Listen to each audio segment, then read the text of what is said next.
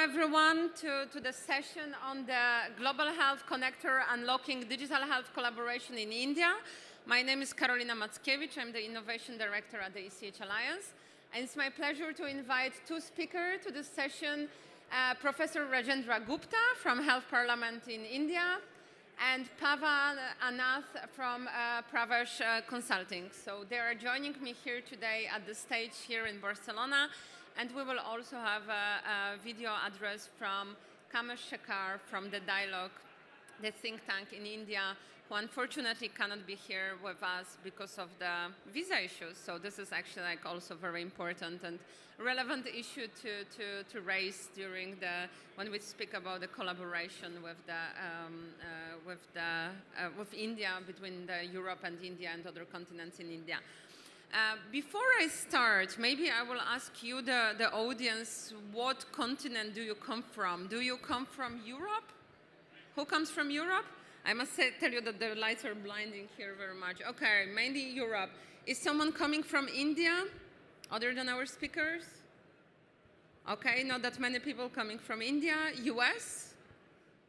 All right, no US. And Africa? Okay, so we mainly have the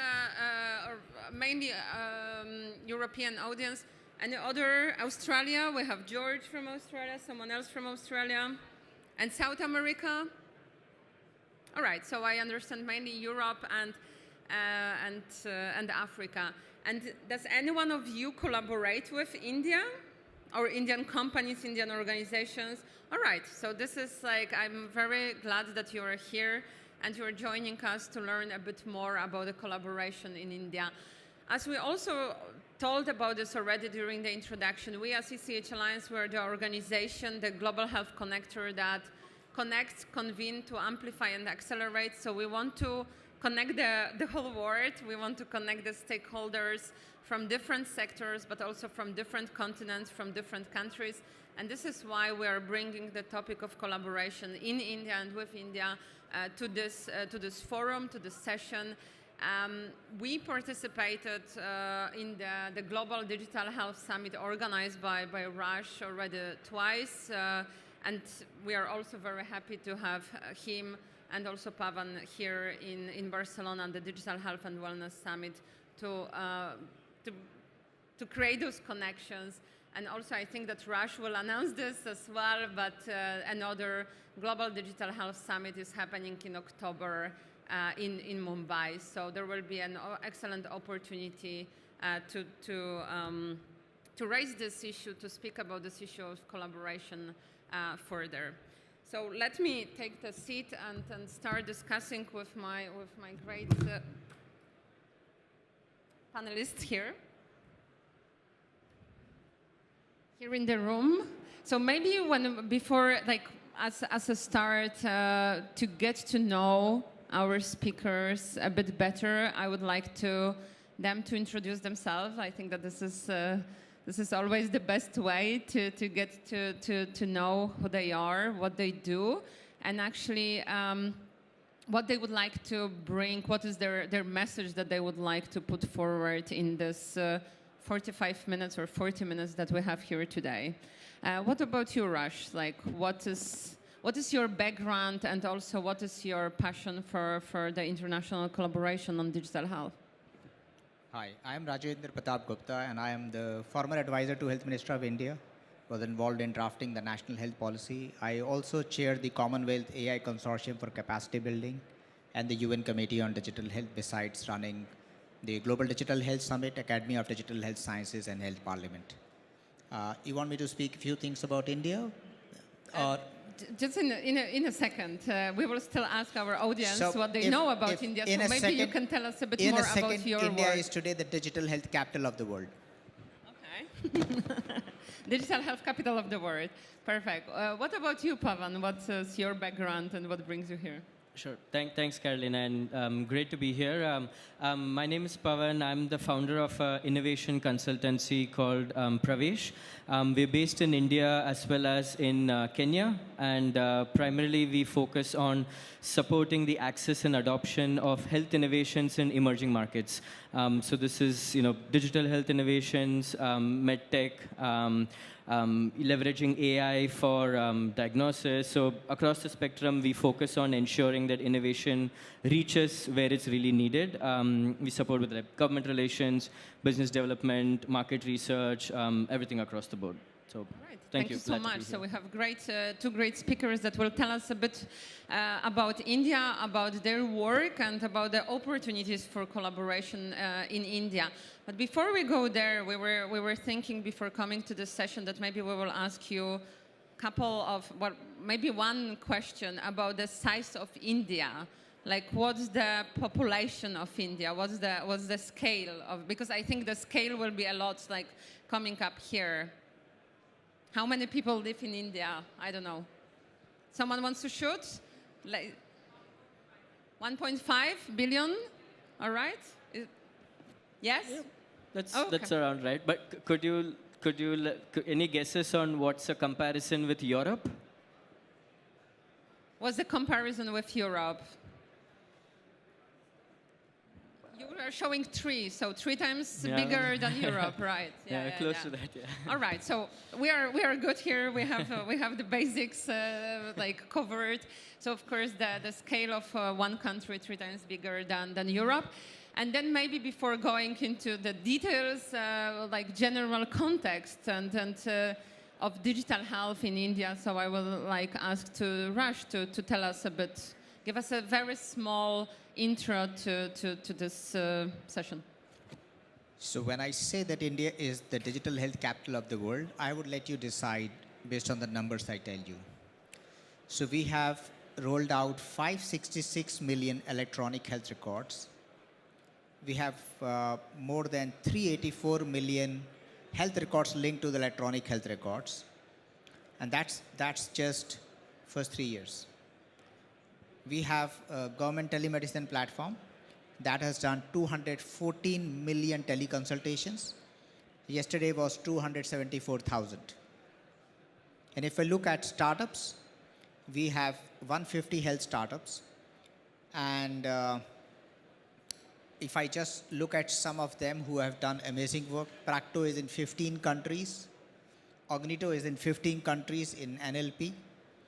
I have Twin Health, which is doing very well in the United States and India, touching 6 million lives through their partnership with Berkshire and Blackstone. I have companies like Prognosis, which have 600 remote centers through the Indian Space Research Organization. And if I look at other companies that are there, Teleradiology Solutions, which does amazing work as Black Hawk services in the United States, addressing the issues of radiologists. So I think it's amazing to see what government did as a startup. During COVID, we started CoWIN, which did 2.2 billion vaccinations through this app, and 76 countries have expressed their interest to work with them. So I think digital health, I mean, if I look at numbers, India certainly is today the world capital because of the sheer numbers and the scope it has in terms of digital health. Thank you. Thank you. Pavan, do you want to add something also from your perspective to this general introduction and context setting? Sure, yeah. No, I think Dr. Raj really, I think talked about the scale and the numbers. Maybe just one thing that I would add is just in the last decade or so, India is really emerging as a leader in digital public goods. We have this India Stack. And a classic example of that is the Unified Payment System, which is called UPI. You go to the hinterlands of the country, even the small vendor selling vegetables on the side of the road has a QR code, and you can scan the QR code and make a payment. So that's, the learning from the payment stack is being really leveraged to create the health stack as well, which is going to be a massive digital public good. It's already there. It's being refined upon. There's more modules that are being added. So I think India is really becoming a leader in DPG and DPI. And I think that's going to be really valuable learning to take across the world as well. Thanks. Maybe I will ask you like one question to go a bit deeper about the India stack. You said that this learning from the financial sector is now being used in the digital health sector. Do you have an example? For example, how is it like visit to the doctor, or is it the electronic health records? Yeah, so actually some of the examples that Dr. Rajendra gave, Covin, which is an app that was developed for vaccination of 1.4, 1.5 billion people across the country, is a digital public good as well. ECHAlliance, that's the name of our national telemedicine platform, across which, as he mentioned, around 250 odd million consultations have happened. That's also a digital public good. So we have many examples that the public health, that the national government has rolled out at scale. And I think that's something that can definitely be learned globally. Okay, and then when we speak also often about the digital health and innovations, we also want to see like what's their impact on health and what's actually their uptake. So does India have some successes in that area that we can also learn from in Europe or in Africa and in other continents, that actually like what helps for the population to actually uptake those solutions in their daily life? Yeah? Okay. So the numbers tell the story. I mean, I think as Karolina asked the question on which countries you come from, it's about data. So when I look at 566 million electronic health records, being created, the ABHA IDs, it tells you a story of what level it has gone in. I guess in a year's time, we would touch 1 billion, which is an unthinkable figure. And more than that, if you look at 384 million health records linked to those IDs, it's an amazing story. Today, ECHAlliance app, we always see as a telemedicine platform. But India has 36 states, and each state has its own regional dialect. So what we have done in the version which is launched now, so if I speak in one of the southern states which has its own language as a patient, and I'm conversing with a doctor in North India which is a different language, so the doctor hears the entire transcription of my talk in his native language, and I as a patient hear the entire prescription in my local language. So we have actually used large language models, we have used NLP, so we have actually implemented what the world is still talking about future of healthcare. We have done that, and as we go more, and this is done in partnership with private sector, I think I would encourage each one of you to look at this and probably even visit the Global Summit .health, which he talked about in the beginning, of how we are doing it at scale. In India, few million is a very small percentage. Few thousands doesn't make any sense. So the numbers are staggering here. The PMJY, the world's largest insurance scheme, covers 550 million people. So you can just see which scale we are operating in. And the Covin platform, 2.2 billion vaccinations. Day one, after I started my travel, after this COVID went off, I have never carried a paper record. I always would show, here is my Covin app, here's a government app, here is my COVID vaccine certificate. Whether it's my first dose, second dose, or booster. None of the Indians traveling abroad carry a paper record. It's all there on the government app. So we have digitized it. Starting late, we had the advantage. We didn't have legacy system. We quickly scaled up. And the best part is the political commitment to say, fully digital. Let's make it fully digital. So I think a great opportunity. And I don't say that we have done it and we are so proud that we are at this stage. I still tell my people at the helm of affairs, we got to learn from others. We have so much to learn from meetings like this, from the other parts of the world, what they have done well.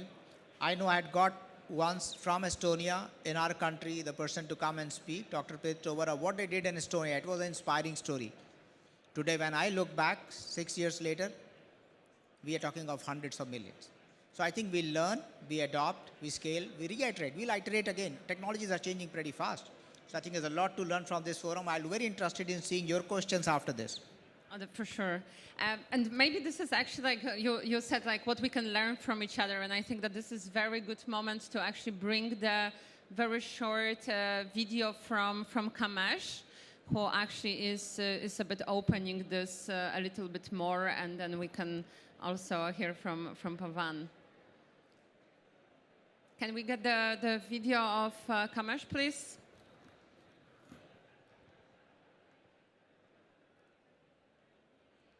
Well, if not, maybe Pavan, do you want to still contribute to this, add something to the, yeah? Sure. Adding on to what Dr. Rajendra just mentioned, India is a very complex, I would say, subcontinent. I mean, not even a country.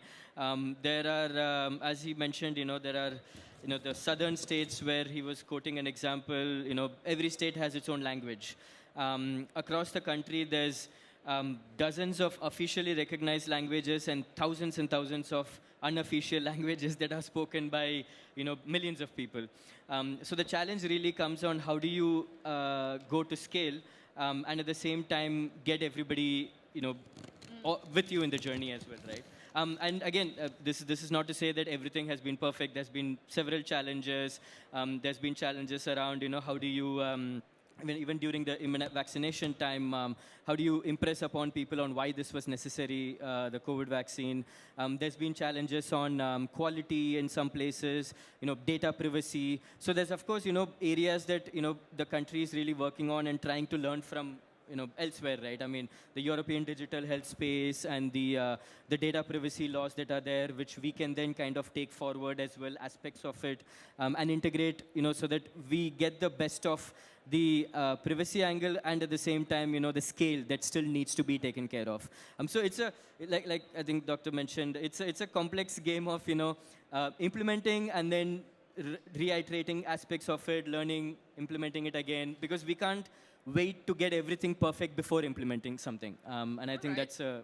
But what interests me, like you were talking about those different languages and of course diversity of India and the size of India, and then comparing this, for example, to Europe. Of course, like only in the EU we have 27 countries, different languages, and we are of course talking and a lot about the interoperability, how to really make it happen. And we have the, of course, European health data space hopefully coming up. But I don't think we really solved the issue of the language at all. So do I understand right that still that was the political will and the decision on the highest level to actually introduce it, to implement it, or were there also some other factors? Did the other sectors also play the role in this transformation in India? So was it only political will and the decision we do it this way, or was it also a action of the different sectors, of different partners to change this? So I can tell you my side of the inside story, which you would not get to see on the public. I was involved in drafting the election manifesto of the Modi government in 2014. That is something that defines what the government is going to do should it come to power, the political party if it comes to power. And I wrote it for across sectors. So when it came to health, I wrote that we will set up a national e-health authority. And yesterday I was in a discussion with CDC Africa, WHO and others, and we were all discussing policy, regulation, how important is policy, how important is regulation. Now let me tell you, this is what I told them. Digital health and how I put it in the government is very interesting to understand. And why I put it. I had seen all the big tech, Microsoft, they shut down their healthcare. Qualcomm Life, sold out. Google Health Vault, Microsoft Health Vault, all big tech, they shut down their health business, digital health business, take it back. So when I got a chance to write the policies for the Modi government, I said, the only way through I see is governments taking the stewardship role. Because you see all these hubs here, all these companies, they will look at profit quarter by quarter, year by year. Digital health is something where government needs to invest. They need to start. So I put up that we will set up the National Health Authority, and this is what exactly I did. While policy and political will is always there for anywhere in the world. Regulations always take place once you have the policy. But what is missing is institutions. What I have created in India is the institution. So with institution, what happens, and this is something as a message for any country that is looking at digitalizing their country. If you create institutions, they work in perpetuity. Otherwise, you can have a digital health program. So there is a bureaucrat or a minister who comes in who likes it, will push it. Someone who comes who doesn't like it will just stall it or put it on the side. I believe if digital health has to succeed, while it needs policies and regulations, it needs institutions and incentives. This is what exactly I did in India. And this is the reason when I reflect back of last 10 years, we talk of 566 million. We'll talk of 1 billion next year. We'll talk of amazing scale and scope. So my message, Caroline, I mean, like, for people who want to look at digital health is, do not forget the role of institutions. Do not just focus on policies and regulations. They are very important, but equally important is creating an institution approach, an institutionalization of digital health in your country to make it continue. Thank you. All right. What about your view on that? What decided about this? Well, I don't know. Also, you can comment. Is this a success now in India? Can we talk about the success of digital health in India? And if yes, then what decided about the success? Yeah. No, I think I do concur with Dr. Rajendra around the role that institutions play. And this is not just something that's seen in digital health, particularly in India, but even across the board with respect to planning and large-scale planning commissions and public policy implementations at a national level. While I agree that the institutions play a critical role in driving change that is not dependent on a particular political party or an administrative leadership that's in power, the framework that these institutions employ to encourage startups, innovation, the different state governments. Health in India is also a decentralized subject. So you have the national government where the institution exists, but then how does that institution work in a very seamless way with the state governments as well? So I think the whole harmonization that needs to come into play is also very important. So there's a lot of frameworks that have gone into defining how the states and center, these institutions interact, also into how do you encourage private innovation to interact with the public system. So while the public system is necessary, you do need, innovation from the private space. How do you, there's a lot of innovation happening with respect to AI, with respect to machine learning, and how do you bring those in a very seamless way into the whole domain of public health. So there's a number of, I would say, systems that have been set up in addition to these institutions that are, I think, actually, making things go forward. But can you open it a little bit more for our audience to understand? You said like how those elements of the systems work together, how the public-private collaboration work. Do you want to give a bit of an example, something sure. like that we can learn from? Sure. So there's actually two examples that come to my mind. One, recently, there was an initiative that was started called microsites. So this is actually done in collaboration with the public agency as well as with global development organizations like PATH and a couple of others, and innovative startups, where areas in India that have hospitals or health systems that have not yet come under the fold of the mission, the digital mission. Microsites were picked up where there was a very concerted effort that was done in a particular city or a particular group of hospitals. There were a lot of learnings that were taken up, and then it was quickly expanded to neighboring areas. So this is one such example where many institutions came together. There's another example which is a sandbox approach. This is called the Ayushman Bharat Digital Mission Sandbox. So this is a sandbox mechanism where private innovations, EHR platforms, or AI that's going to be influencing radiology diagnosis and so on, they were given a pathway with a very defined set of milestones to meet in the sandbox, so that then they are integrated to the national digital mission framework, and then it can be seamlessly rolled out to public as well as private hospitals who want to come into this picture.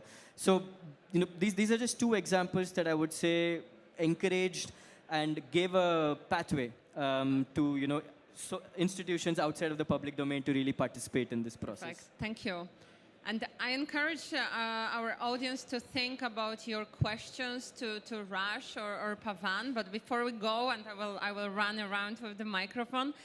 Before we go there, I wanted to also ask you, it seems that you have everything solved in India. You're self-sufficient, and you have the great resources, ideas, political will, collaboration, ecosystem solved. Is there anything that you would need or you would like to get from international collaboration with, for example, I don't know, researchers or startups or other organizations from Europe, Africa, US?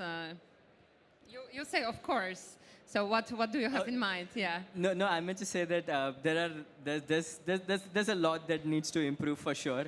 It's, 1.4, 1.5 billion population. So there's one thing that, we are still, of course, trying to address is inequity. Because health inequity is still an issue. The involvement of inequity across several areas like gender, youth. These are all active areas of concerns that definitely needs to be addressed. And I think there's a lot of learning that can be taken from global examples. Definitely in like Europe and several countries in Europe. So that's one that immediately comes to my mind. The second, I think, as I mentioned earlier, is also around the data privacy and security angle. This is also, there was a recent data protection law that also came through, and there's a lot of positive steps that are being taken in this regard. But when you think of the scale and the impact that is needed to create, you have to also make sure that the other side of the coin, which is the privacy and security, is taken care of. So these are two immediate areas where I'm sure there's a lot that can be learned from global examples. Okay. What about your view, Raj? Is there something you still can improve, learn, get from?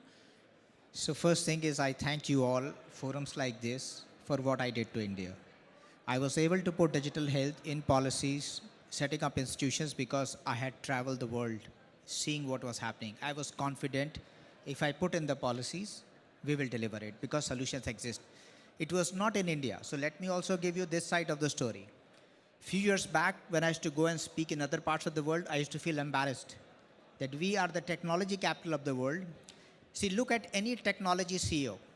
Satya Nadella, Microsoft; Sundar Pichai, Google; Shantanu, Adobe; Neil Mohan, YouTube; Parag was with Twitter. Every CEO is an Indian CEO. So it was the tech capital of the world. So when I wrote the manifesto of the BJP, I wrote that we have become the world's tech capital, but the benefits have not flown back to the country. We should bring it back home. So I think I learned from you all. I would really say that we should have a round of applause for European Union for GDPR. You move the world. We actually made it happen. Every country is looking at it. We had actually ignored it. Let us also accept where the innovations are. We should actually, I'm sure no one is hearing from the government here, but I think we should clap for those politicians who created GDPR. A round of applause for European Union. We should have that. From Australia, Nahata, what George did, we flew him to India last year to make him speak. So I think there is so much to learn in terms of geriatric care. We already have 150 million senior citizens. They will be 350 million by the time we touch 100 years of democracy in 2050, 2047. 1 out of 5 will be a senior citizen. We have already 400 million cases of chronic diseases in India. There is so much to learn. I would still say that when we say self-sufficient, actually not. It's a global learning economy. We learn from each other. And the way health is, no one knew about ChatGPT 1 year back. I think when we talked about generative AI, people said this is the end. I still remember one of the top CEOs telling me, this is the last invention happening in the world on AI. And that was not the end. Then came multimodal AI. I still say, we have still scratched the surface of technology. So while India will take pride in 560 million, it will be 1 billion. Every 3 years, we will have to reinvent what we did because technology will fast become obsolete. So I think when you say we have to learn from the world, we may have to catch up with the world too. Thank you. Yeah, that's actually a very good point that you don't have everything figure out in the area of innovation and digital health ever, probably, as the innovations are going forward, and you have to also move forward. Just like one question still to go a bit deeper on these learnings from each other. So Pavan, like your company was one of the, I think, 3 that authors the report on the collaboration between India and the European Union in relation to health data. I don't know if this report is already published or is it, okay. Can you tell us a bit about the learnings from this report and a bit like message forward, like what are the, I don't know, 2-3 areas for collaboration between India and the countries of Europe on this? No, thank you for mentioning that. Yeah, so this was a research funded by the European Commission that we undertook in partnership with the Dialogue, which is another partner in India, and Hertie School, the public policy school in Berlin.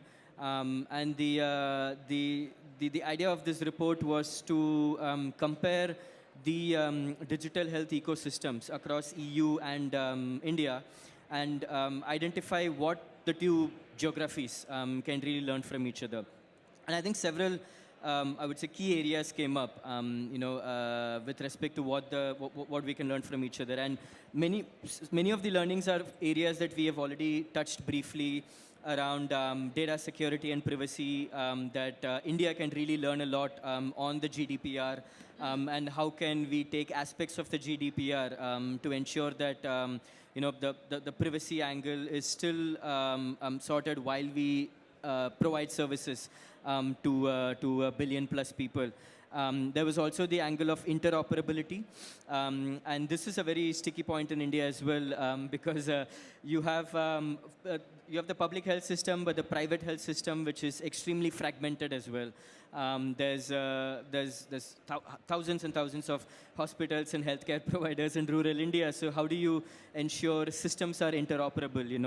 Your patient record is able to go to various, even you go to a place in rural India in a southern state or to New Delhi, the capital city. And how do you ensure that those records also transfer? So this is also a key area where we delved deeper into the interoperability framework of European Union, and looked into what can be learned specifically for India as well. And where we can find this report? Yeah, so this report is going to be published on the European Union Commission EU delegation to India website. I think it should be published in the next week, but it's done. So I'm okay to talk about it. And we are also hosting an event. We already hosted an event in November in Berlin, at the part of the Berlin Science Week, and there'll be a second one in New Delhi next month with the Minister of State of IT. That's going to be a keynote speaker, so where we'll be officially launching the report as well. Okay, brilliant. So I think people can follow you on social media to make sure that they don't miss the release of the report. All right. I wonder if there is some questions from our audience to Dr. Raj or Pavan, something you would like to ask, something you would like to clarify. I must say that the lights here are a bit, like, as I said, blinding, but I see one hand there, one over there, and the third there. Okay, so if you can introduce yourself shortly and ask your question, please keep the hand raised. Oh, okay. Here is the. You will continue? Perfect. Okay. Hi, everyone. I'm Martina. Pleasure to hear you. So I'm a lawyer, but also alternative medicine health practitioner with yoga and Ayurveda. And that's something that I wanted to actually ask you, because Ayurveda comes from India's alternative system. I want to understand whether it's included in this healthcare there, and how that can be included and how that can be connected with in EU. For instance, in Austria and Switzerland and Germany, you can choose how you want to be treated, but in many countries, for instance in Spain, there is no other alternative way of healing. So I just want to know your views on that. Okay. So I'll tell you, a lot of people ask about evidence for Ayurveda. That has lasted 5,000 years. What last 5,000 years has evidence to last that long? Having said that, so we have Ayush Grid created. So if you look up, the government has created the entire digital infrastructure for Ayurveda. And we created, a global center of excellence in Jamnagar with WHO. So there is a clear commitment to, scientifically validate Ayurveda and also give the option of people. I don't think just it's limited to India now. I think people in the US, in Europe, in UK, they are prefer to move towards a system which is natural, has no side effect, and that treats the cause, not the symptoms. Mm-hmm. So I think Ayurveda that way and yoga have become global. It originated from India. That's all I think at one day we'll remember. Thank you. Right. Want to add something, Pavan? Yeah, no, I think excellent question. Of course, I agree that the Ayush Ministry, which is focusing on Ayurveda, has been created, and in just the last maybe decade or so, there's been a lot of emphasis on holistic approach to healing and healthcare. And this is also more recently, coming into the space of mental health. Maybe there's a question around mental health that's coming up as well, because recently there's a lot of states that have national policies on mental health that have taken up, right? So when I look at healthcare and healing as in a 360-degree sense, it's not just allopathy, but a lot of these other areas that are coming up. And with respect to Ayurveda and yoga, there's a lot of effort that is going ahead with introducing these forms of healing. There's separate centers also set up in cities and in rural areas of the country to encourage people to adopt these forms of healthcare as well. Yeah, so it's something that we could take elsewhere. And I think we had the second question from the lady in the back, and then we come back to the middle. Yes, thank you. Hi, my name is Sherry, and I'm from India. I'll stand up. Hi, so my name is Sherry, and I'm from India. So my question is that you were talking about the inequity, right? Health inequity. And one of the things is economic gap, which we see that how health is accessible to people who, there's a big economic gap which comes in India. How do you think that technology and other innovations can bridge that gap? Yeah, very important question. I think it's time to raise it here at this session. No, definitely. So, thank you, Sherry, for the question. Maybe just a very quick answer before I pass it on to Dr. Rajendra is he mentioned the program on PMJAY, which is the National Health Insurance Program that was rolled out a decade or so ago. And the intention of that program, and as you rightly said, the economic gap leads to inequity, leads to a lot of out-of-pocket expenditure of people that are in rural areas, to seek the same kind of healthcare that someone in an urban area can achieve. And this initiative particularly is trying to solve that gap because there's a lot of emphasis on. This is of course a free insurance. It's an insurance program which provides free healthcare to millions and millions of people across the country. And it's not just targeted with the public system, but it also has empaneled private healthcare providers that are part of this network as well. So this is just one way, I think that, I would say that nationally, the country is trying to solve. But I'll also pass it on to Dr. Rajendra. Thank you. So yes, very important question, not just from India, but from global. While we have the entire Mobile World Congress, we run a huge congress in the UN, and I asked last year one question that the UN Secretary General has put up a high-level panel on AI, but has said 1 out of 3 people in the world don't even have access to internet. Why don't we put a high-level panel for them first, rather than talking of AI? So inequity is also digital and physical. From our side in the government, what we have done is we have created a universal service obligation fund. Any telecom player who bids for a spectrum, a portion of the money goes for providing telephony to rural areas, which is never profitable for now. So you look at, it's a multidimensional approach to that. One is Universal Service Obligation Fund. We have PMJY, we have 550 million poor. We also have eSanjeevani. You get high-grade specialist consultations from government doctors free of cost on that app. So we are trying to do our bit. Is it easy? No. Do we leave any stone unturned? Never. These kind of questions make us think there's a lot more to do. And we are trying to do our best in terms of giving a solution to the world in what we are doing. So we have the Jan Aushadhi scheme. You look at the pharma is one of the major costs of healthcare, I think poverty, that induced poverty through healthcare. So we did Jan Aushadhi scheme where you get generics at 85% discount started by government. So I think there are multiple approaches right from upstream to downstream to make sure people do not get into a poverty line because of health issues. Thank you. Okay. Thank you so much. And then we have one more question here. Yeah. Okay. So while we're getting the last question, if people want to come and sit down. Yeah, okay. People come and sit down. If you want to come yes, and sit down. Yes, please, everyone. Thanks. Yeah, hi, everyone. My name is Natalie Downbeck. I'm a journalist. I write for DevX and other publications about global health and emerging economies. And I had a question kind of about subsectors within health that you think have really big potential for digital health, whether that's maternal health, preventive care for NCDs. Are there kind of any sectors that you specifically see are really, have a potential to boom and flourish in the next few years? And also if you have any specific examples of kind of private sector innovations that have really managed to kind of scale through the government and really kind of reach that scale and impact that we discussed. Thanks. Personally, I don't believe there is a beauty contest within health. Nevertheless, I think women's health is something that I would personally put a high priority. Primary care is next, because if in primary care you are able to screen people, you can cut down a lot of cost of healthcare and give people good health. In terms of innovation, they have always come from private sector. So there is a 108 emergency service, if you all look up, started a few years back by an entrepreneur in IT, that reduced the ambulance response time to 15 minutes any part of the country. So I think innovations are like dime a dozen. I mean, you look at our the high-risk pregnancy solution that we have based on technology. So we have innovated across the value chain, right from on one side you see the National Health Authority to the ASHA workers. ASHA workers is a phenomenal program. This is the first responders of healthcare who are not educated, 1 million of them.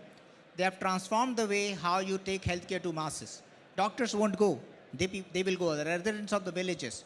So I think it's very difficult to answer in 2 minutes, but happy to answer offline and take it from there. Thank you. Yes, our speakers are with us the whole day, so we can also catch up with them. So Pavan, but what is your response to this question? Sure. Yeah. I don't know if there's a very specific area where there's been a focus, but maybe just a couple of examples. So one is we have this Department of Biotechnology, DBT, in India, and they regularly. I mean, they're very focused in promoting innovation across the spectrum.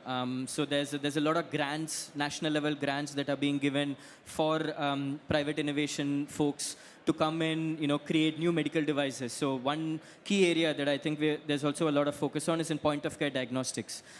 You have the frontline health workers that Dr. Rajendra mentioned, but it's also a question of, these are the frontline health workers who are reaching out to millions of people across villages, and they need to know what's happening in these people, right? Like, what do they need to address? What are the kind of illnesses that are out there?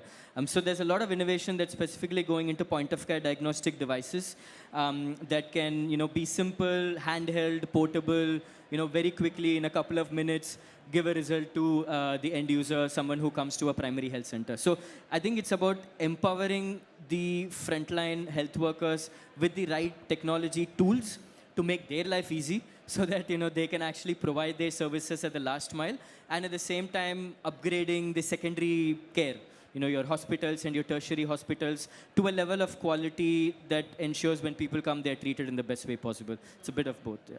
Thank you. And we are about to close this session, so I actually wonder about what would be your piece of advice for the organization, company, startup that would like to engage in collaboration in India. I mean, I think just choose one top advice that if someone would come to you to mentor them, what would you suggest them? What about you, Raj? You have great experience and probably you heard this question before. Just focus on value. That's it. Just look at value. What's the value? We are very value conscious, not price conscious. So if it is great value, people are willing to pay your price. If you have no value, even it's free, will not take it. I think that's pretty universal advice, and then for sure in the competitive market as India, I'm sure it stands. Yeah. I mean, I would maybe slightly also add that we are a price-sensitive economy. I think India needs solutions that can, work at scale. And when it needs to go to scale to, the last hinterlands, the price sensitivity also comes into picture. But I mean, that being said, I do think one I would say advice or whatever that I would give is India is an extremely complex country, and what really works is a top-down approach as well as a bottom-up. It's not just about identifying the key opinion leaders, but also at the same time looking into does it really work in a practical way at the last mile? Is it being adopted by the end user, which is your health workers or the people or your primary healthcare providers? I mean, if it works in one state of India, doesn't mean it can work seamlessly in another state. Right. So I think that understanding that it's super complex and you should treat it as a continent, is something that I would probably leave over here. Great, thank you so much. Very complex, very big. So we just scratched the surface. Our speakers are with us. I see that there are already some people queuing to speak with you, but there is also some people coming for the next session. So join me in thanking our speaker, Dr. Raj and Pavan, who joined us today for a great insight. Thank you so much. Thank you, guys. Thank you so much.